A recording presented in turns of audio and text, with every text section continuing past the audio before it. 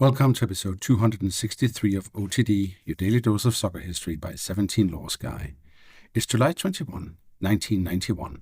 Santiago, Estadio Nacional, Argentina against Colombia, Copa América. And Argentina are 90 minutes from doing something they haven't done since 1959. Win South America.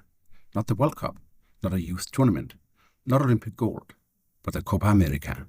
It's Argentina after the 1990 World Cup final. It's Argentina after the drugs suspension in Naples. It's Argentina with Alfio Basile, and they're doing it without Diego Maradona and with Oscar Ruggeri as captain. But how did we get here? Start with the weight of the tournament. Argentina's Copa América history is enormous. In the early decades of the South American Championship, Argentina are one of the great powers. Uruguay, Argentina, Brazil. That is the old triangle. And Argentina win the competition again and again. But after 1959, the Copa disappears from their hands. And that is strange, because Argentina do not disappear from world football. They win the World Cup in 1978, and again in 86, and they reach the World Cup final in 90. But the Copa América? Nothing. Near misses, arguments, format changes, home disappointment. In 1987, Argentina host the tournament as world champions, with Maradona and Uruguay beat them in the semi-final. In 1989, as we talked about a few days ago in the Ruggeri episode, Argentina go to Brazil with Maradona and Bilardo, but they look blunt in the final group. They finish third. Ruggeri gets sent off twice against Uruguay in 6 days. The old world is creaking. Then Italia 90. Argentina reached the World Cup final again, but it is a very different run from 86. Goycochea becomes a penalty hero. Caniggia scores against Brazil. Maradona is still the gravitational force, but the body is damaged, the team is suffering, and West Germany win the final in Rome. After that, Carlos Bilardo leaves. And then comes 91. Maradona tests positive for cocaine after Napoli against Bari in March. He is suspended in April. The ban runs through June 1992 and is expected to be extended worldwide. So Argentina enter the Copa América without the player who had defined them for the previous decade. The new coach is Alfio Basile, Coco Basile, a former hard defender, racing man, a personality, a coach with charm, superstition, authority, and enough street knowledge to understand Argentine football's emotional weather. He doesn't throw everything away. He keeps continuity. Goycochea, Ruggeri, Caniggia, but he changes the energy. Simeone is 21, Batistuta is 22. Leonardo Rodríguez becomes the creative connector.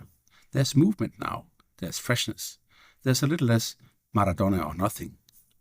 Chile hosts the tournament, and Chile need the tournament too. Their football is still living under the shadow of the Roberto Rojas scandal from 1989, the infamous fake injury against Brazil, and the punishment that keeps Chile out of qualifying for the 1994 World Cup. So Copa América 91 matters to the host country. It is a chance to put football back on stage. The format is the old Copa América, 10 CONMEBOL nations, no invited teams, 2 groups of 5, 2 points for a win, top 2 from each group to a final round. No final in the modern sense, but a mini-league to decide the champion.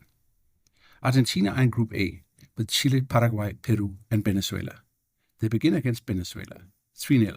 Batistuta scores twice, Caniggia scores once. It's a start. Then Chile, the hosts, Estadio Nacional, tense match, 81st minute, Batistuta, Argentina 1, Chile 0.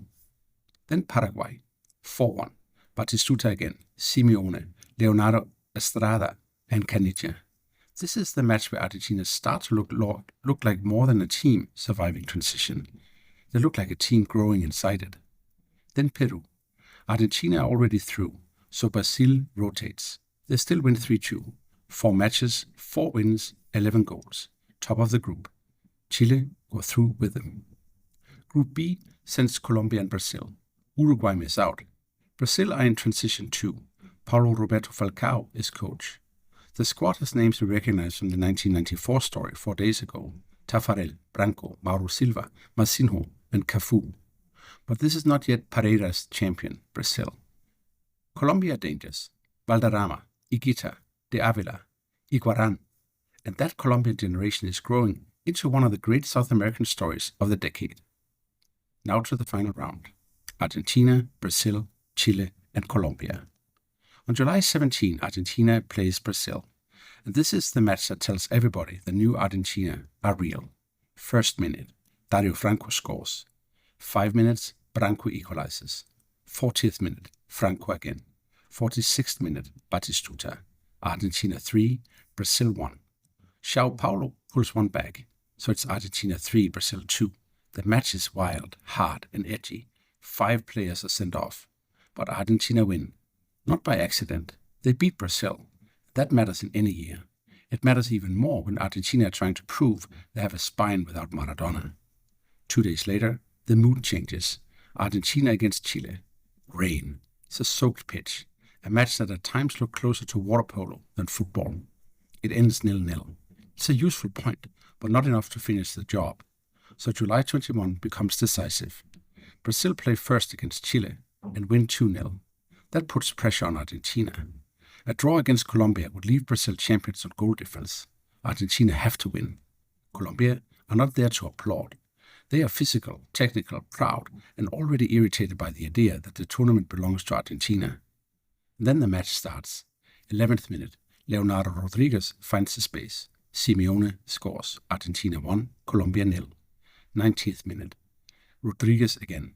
Ball to Batistuta. Finish. Argentina 2, Colombia 0. That is Batistuta's 6th goal of the tournament. Top scorer, the explosion, the tournament that sends him from Argentine promise into European attention. But Colombia do not go quietly. 70th minute, Bernardo Redin sends the Avila through. Goal. Argentina 2, Colombia 1. There are 20 minutes left. A draw is still fatal. The tournament is still not safe. And that is where this Argentina show the other side of the Basile team. Not just goal. Not just movement, but nerve. Ruggeri organizing. Goycochea behind him. Simeone covering ground. Caniggia giving the out ball. Batistuta threatening every counter.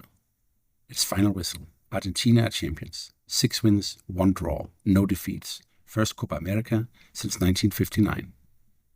But so what? Argentina proves something psychologically important. They can win without Maradona. That doesn't make Maradona smaller, but it makes Argentina larger. For almost a decade, the national team's emotional grammar had been simple. Diego. What does Diego do? How fit is Diego? How hurt is Diego? How angry is Diego? Can Diego save them? In Chile, the sentence changes. Basile builds a team that still carries 1986 and 90, Ruggeri, Goycochea, and Caniggia, but no longer depends on one genius to explain itself. That is why Leonardo Rodríguez matters. He's named player of the tournament, not because he's Maradona, because he isn't, but because he gives Argentina a different rhythm, a connector, a conductor, a way to play. And Batistuta matters even more. 6 goals, top scorer, a forward with hair, power, chest, timing, and violence in the finish. Batigol is born for the wider world. Soon he goes to Fiorentina. Soon he becomes one of the defining strikers of the 1990s. And this begins the Basile cycle. Argentina win the Copa América again in 1993. Back to back. They win the 92 King Fahd Cup, the competition that becomes the Confederations Cup. Then they win the 93 Artemio Franchi Trophy against Denmark. By then, Maradona is back in the shirt. So the story becomes richer. Argentina learned to win without him, then briefly win with him again. And then comes the collapse. 1993 World Cup qualifying. Colombia beat Argentina 2-1 in Barranquilla, then 5-0 in Buenos Aires. Argentina go to a playoff against Australia. Maradona returns. They qualify. At USA 94, Argentina start brilliantly. Then Maradona fails another drug test and is removed from the tournament. The Basile cycle, which begins with liberation in 91, ends with another Maradona rupture in 94. Football loves circular cruelty. 91 becomes part of Argentina's strange trophy rhythm.